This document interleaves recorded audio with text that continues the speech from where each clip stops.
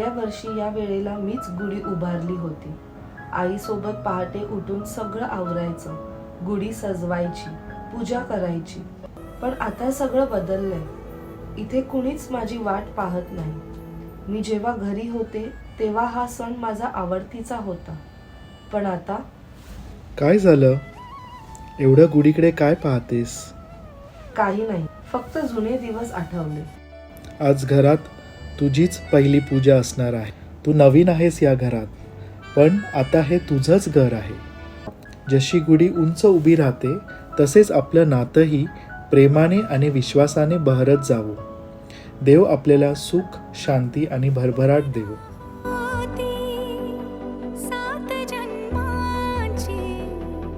गुढीपाडवा हा केवळ नव्या वर्षाची सुरुवात नसून नवीन जबाबदाऱ्यांची आणि नात्यांची नव्याने जाणीव करून देणारा दिवस आहे.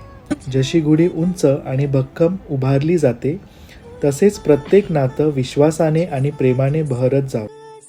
नवीन वर्ष आनंदाचं आणि समृद्धीचं जावं.